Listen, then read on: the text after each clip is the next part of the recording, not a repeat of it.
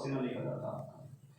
यही अगर कर लेंगे तो इससे भी आपका बहुत कुछ होना शुरू हो जाता है। इसके बाद बाकी जो चीज आपको याद आती जाती है वो कर लीजिए। और संडे का दिन एक ऐसा रख लीजिए जिसमें जितने भी आसन है आपको एक पूरा का पूरा एक्सरसाइज बना लीजिए। आसन में आराम में 2 घंटा कहीं जाना नहीं, ऑफिस नहीं जाना, कुछ नहीं करना, ठीक है।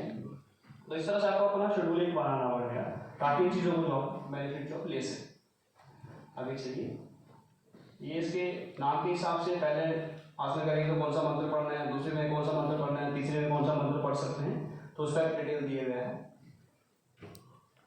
उसके बाद आता है ताड़ासन। ताड़ासन से क्या होता है कि शीर्ष दृढ़ होता है, नाड़ी में रक्त संचय को ठीक करने में सहायक होता है, एक निश्चित उम्र तक आप लंबाई बढ़ाने में भी ये सक्षम रहता है। अभी तो हमारी लंबाई तो बढ़ नहीं पाएगी पर बाकी चीजों में ये इफेक्ट शुरू करेगा।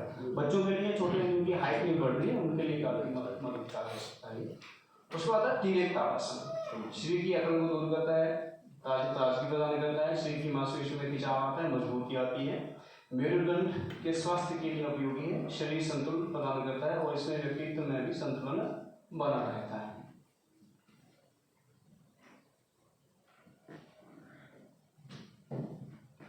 पादासन मेरुदंड को लचीला बनाता है, मासिक दर्द संबंधित समस्याओं से भी बचाता है। ये इसको पश्चिमोत्तानासन, जैसे वो खड़े होकर कर रहे हैं तो बैठ के करेंगे तो पश्चिमोत्तानासन बन जाएगा। उसके बाद है अर्ध चक्रासन। मेरुदंड लचीला बनता है, मेरुदंड से संबंधित नाड़ियां मजबूत बनती हैं, ग्रीवा की मांसपेशियों में मजबूती प्रदान करता है, श्वसन क्षमता को बढ़ा देता है, सर्वाइकल स्पॉन्डिलाइटिस में भी लाभकारी है। बट अगर सर्वाइकल हुआ है, गर्दन आगे पीछे नहीं हो रही है, बहुत क्रिटिकल कंडीशन है, उस कंडीशन में इसको नहीं करना है।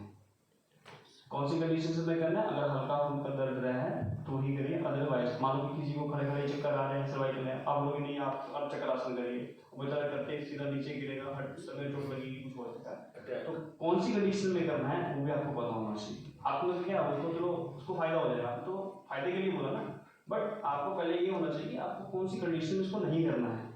करना तो है बट कौन सी कंडीशन में किसी को नहीं करना चाहिए उसके बारे में सबसे पहले जानकारी होनी चाहिए ताकि किसी का नुकसान ना हो जाए। उसके बाद आता है कटी चक्कर आसन। ये आसन एक हमारे यहाँ पे शंख प्रक्षालन क्रिया होती है षटकर्म के अंदर, उसके अंदर करी जाती है। तो उसका एक हिस्सा ये कमर रबड़ की तरह इसमें लचीली हो जाती है, कंधे बाजू और कमर पतली हो जाती है। महिलाओं में मधुमेह रोगियों के लिए बहुत अच्छा है।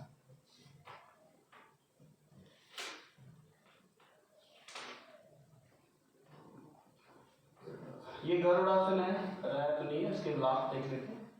जोड़ों के दर्द को ठीक करता है, गठिया के लोगों के लिए उपयोगी है, शरीर में कंपन से राहत दिलाता है, पतले व्यक्तियों को इसके अभ्यास से लाभ होता है।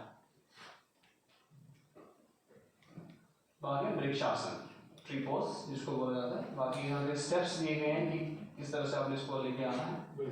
ये आसन तंत्रिका से संबंधित स्नायु को स्मरण को बेहतर बनाता है, पैरों की मांसपेशियों को गठीला बनाता है, लिगामेंट्स को भी ये सुदृढ़ करता है। अब आगे आपका ये त्रिकोणासन, ठीक है। हम जो कर रहे हैं दो टाइप से कर रहे हैं ना, तो पहले हम कोणासन करते हैं, उसके बाद हम क्या करते हैं त्रिकोणासन करते हैं, ठीक है। जैसे कि आप देख लेते थे राइट फुट जो है निकाला था, उसमें भी लेफ्ट हैंड से इसको जो है टच करना होता है। तो पहले हम कोण अभ्यास करते हैं इसका, तो उसके लिए हम कोणासन कर लेते हैं, ठीक है। उसके बाद सेकंड में लगे इसको कोणासन करता है। तो उसको करने से हमारे शरीर में क्या क्या परिवर्तन आते हैं? पैरों के तर्कों से संबंधित विसंगतियों से बचा जा सकता है, पिंडलिका जांघों की मांसपेशियों में मजबूती आती है, मेरुदंड को लचीला बनाता है, फेफड़ों की कार्य क्षमता को बढ़ा देता है, ठीक है।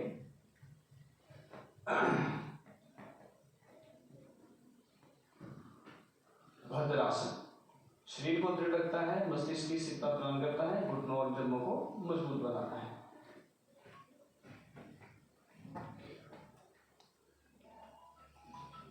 पश्चिमोत्तानासन, ठीक है। देखिए एड़ियां जो है उसको लिखना, कौनियां जमीन पे हैं, अंगूठे पकड़े हुए हैं और गर्दन घुटनों के ऊपर, ये सब फाइनल स्टेज होता है। हमें यहाँ तक इसको पहुँचाना है अपने शरीर को, तो लगातार अभ्यास करेंगे तो यहाँ पहुँच जाएंगे।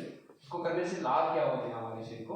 और देखिए लाभ एक चीज बता रहे हो, लाभ तब होगा जब आप इसमें जाके स्टेट हो जाएंगे। ये गए और आगे वैसे नहीं जाना है और रुकना है, तो रुकेंगे तब जाके वो चीज एक्टिव होती है।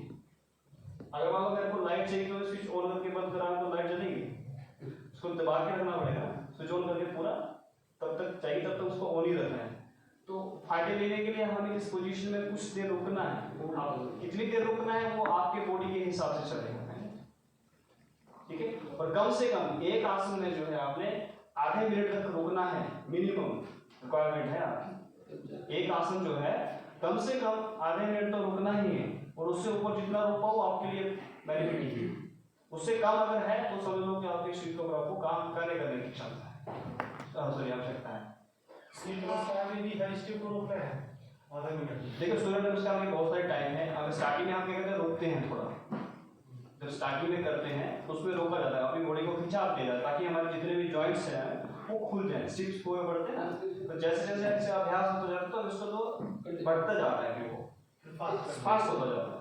तो 3-4 कैटेगरीज में करा जाता है।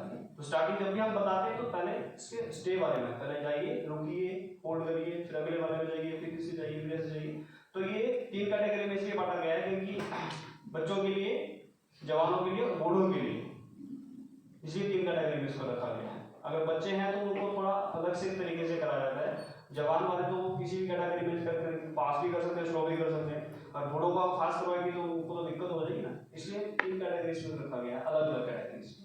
तो जिस तरह का बॉडी है उसी तरह से इसको आपने लेना है। सबसे पहले अपनी क्षमता के अनुसार आपने चलना है, सबसे नियम जो पहला वो बना देना है। तो इसको करने से क्या होता है कि पेट, जिगर, दस्ती प्रवेश की मांसपेशियां, पार्श्व ग्रंथियां, गुर्दे आदि स्वस्थ होते हैं। उत्सर्जक और प्रजनन प्रणाली की अव्यवस्था को दूर होती है। रीढ़ की मांसपेशियों और नसों में बेहतर संचार होता है। अनियमित मासिक धर्म, मधुमेह, जिगर की कार्यक्षमता कम होना, फेफड़ों की सूजन, उदर शोर और यूनिसिफिलिया के लिए सबसे उत्तम आसन माना गया है। कि हमारे पूरा डाइजेस्ट सिस्टम जो है उसके ऊपर जो है इफेक्ट करता है। वज्रासन, ठीक है। खाना खाने के बाद जो है इस आसन में बहुत ही फायदा होता है अगर बैठ पाए। पाचन प्रणाली में लाभकारी होता है, ध्यान में बैठने के लिए भी लाभकारी है। उदर प्रवेश के सभी अंगों की कार्य प्रणाली में सुधार, चक्रों पर सीधा प्रभाव पड़ता है। भोजन ग्रहण के उपरांत इस आसन में जितना समय बैठ सके विशेष लाभकारी होता है। मांसपेशियों की उत्प्रेरणा में परिवर्तन होता है। शिशु जन्म की प्रक्रिया में भी सहायक होता है।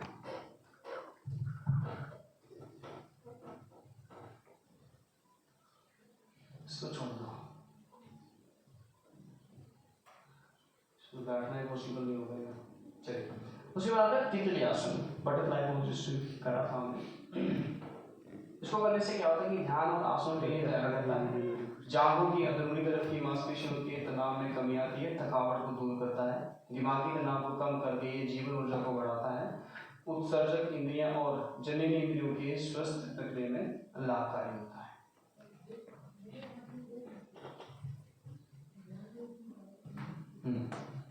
उष्ट्रासन कल शुरुआत करेंगे। उष्ट्रासन से इस समय 3 पोजेस आपको बताए गए हैं। पहला आपका प्रोफेशन क्या है, फिर मॉडिफाई करा और फुल पोस्टर क्लास में जाते हैं आपका। पहले हम जैसे बैक बेंडिंग खड़े होकर करते हैं ना, वैसे ही हमने घुटनों के ऊपर खड़े होकर इसको बैक बेंडिंग करना होता है। उसके बाद दूसरे वाले पोज में क्या करते हैं, हाथों को घुटनों के ऊपर, सॉरी एड़ियों के ऊपर ले जाते हैं, फिर हाथों को जो पूरे तलवे के ऊपर ले जाते हैं, ठीक है। इसको करने से क्या होता है कि पाचन और प्रजनन प्रणाली के लिए लाभकारी है। पेट दर्द, कमर दर्द, मुड़ी हुई कमर, झुके हुए कंधों को ठीक करता है। नियमित अभ्यास से मेरुदंड लचीला व स्वस्थ होता है। घुटने, जांघ और पेट के बीच के क्षेत्र शक्तिशाली हो जाता है। थायराइड ग्रंथि की कार्य प्रणाली नियंत्रित होती है।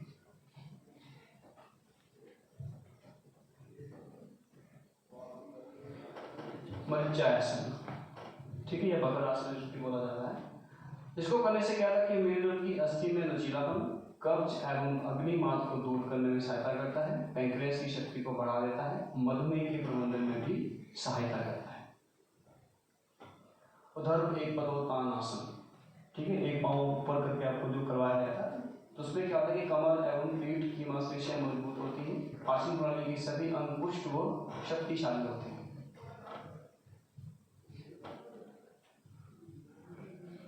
उधर पदोत्तानासन, दोनों पांव ऊपर उठाने, इसको हलासन भी बोला जाता है। टांगों के ऊपर उठने से पेट का निचला हिस्सा और कमर की मांसपेशियां शक्तिशाली, आंतरिक बल में वृद्धि होने के कारण यह आसन दूसरे आसनों के अभ्यास में सुगमता प्रदान करता है।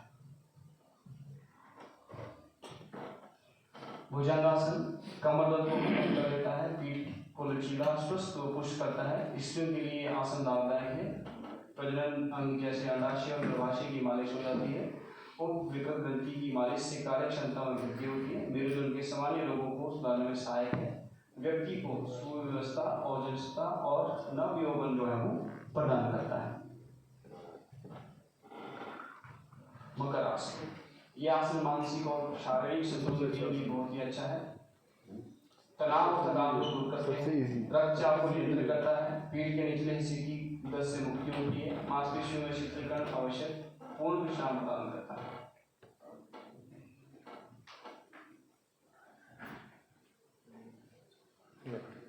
सर्पासन, फेफड़ों से में हवा के दबाव को बढ़ाता है, ऑक्सीजन को भीतर लेने में सुधार होता है। दमा के मरीजों के लिए आसन बहुत ही लाभकारी है।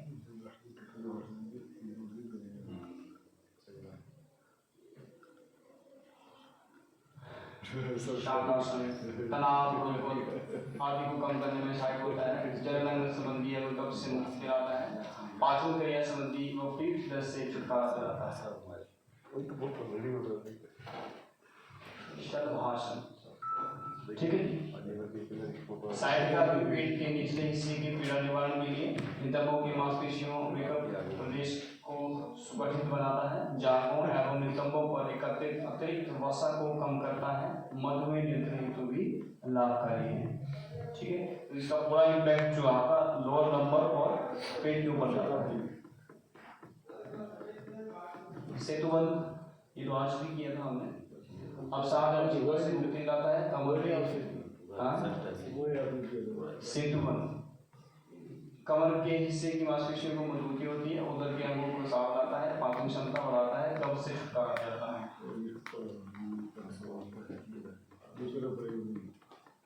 उत्तान पादासन, नाभि केंद्र में संतुलन स्थापित करता है, उदर पीड़ा, अपच और अतिसार दस्त को दूर करता है, उदर को की मांसपेशियों की मजबूती प्रदान करता है, घबराहट और चिंताओं से छुटकारा दिलाने में सक्षम, फेफड़ों की क्षमता में वृद्धि होती है।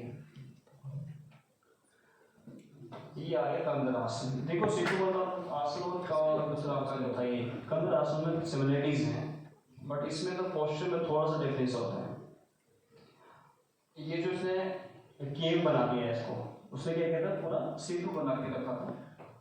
थोड़ा सा अगर देखेंगे तो वो लगेगा ये दोनों एक जैसे ही हैं, बट पोस्चर में थोड़ा सा फर्क आता है। हाँ, इसके देखोगे तो ये इसका जो है घुटने और ये जो गर्दन है वो पूरा एक लाइन में दिख रही है। पीछे वाले पोज में देखो तो ये इधर जाके फिर ऐसे करके क्रॉस बना हुआ है। उसमें गर्दन हमारी जो है यहाँ टच करती है। हाँ, पूरा ऊपर तक चला जाता है, ठीक है। तो इसको करने से क्या होता है कि लाभ क्या होते हैं, पेट और कमर दर्द के लिए आराम देने के लिए होता है, पाचन क्रिया में सुधार आता है, गर्भाशय से संबंधित समस्याओं के लिए अत्यंत लाभदायक है। शरीर का आगे को झुक जाना, दमा, फेफड़ों में सूजन, थायराइड ग्रंथि के अंतर्गत में को भी ये सहायता करता है।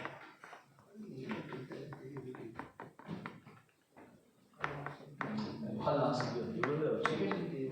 आंतरिक अंगों की मालिश हो जाती है, पाचन प्रणाली को उत्तेजित करता है, कब्ज और अपच में लाभदायक है, ये स्नायु को स्वस्थ रखता है, रक्त संचार में बढ़ोतरी करता है, थायराइड ग्रंथि की मालिश, दमा, फेफड़ों में सूजन, कब्ज, यकृत संबंधी विकारों को ये दूर कर देता है। उसके बाद आ जाता है हमारा सर्वांगासन, ठीक है जी। सर्वांग में देख लीजिए, इसके 4 स्टेप दिए गए हैं। पहले में हमने इस तरह से, फिर दूसरे वाले में यहाँ, तीसरे वाले में स्पॉट, फिर इसको जो है 90 डिग्री में लेके जाना होगा। ये इसके स्टेप्स हैं, आपको उनको फॉलो करेंगे तो आपको इजीली हो जाएगा। फिर भी अगर नहीं हो पा रहा है तो आप घर में जो है दीवार का सहारा ले सकते हैं। दीवार के सहारे खड़े हो जाइए और पोस्टर लेके हाथों पर सपोर्ट इसको लेकर रखिए, फिर धीरे धीरे जो है दीवार को छोड़ना शुरू कर दीजिए ताकि वो अपने आप से इसको कर पाए। और इसको करने से क्या क्या फायदे होने वाले हैं आपको।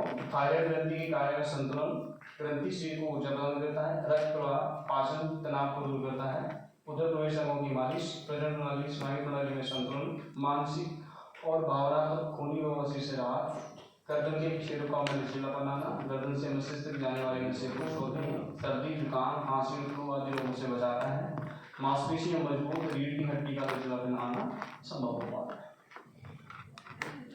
ठीक है जी, तो ये कुछ मेन आसन लिखने वाले हैं जनरली, ठीक है। तो उसको करने से क्या क्या बेनिफिट्स आपको मिलने वाले हैं वो हमने बताया। उसके बाद आते हैं हमारे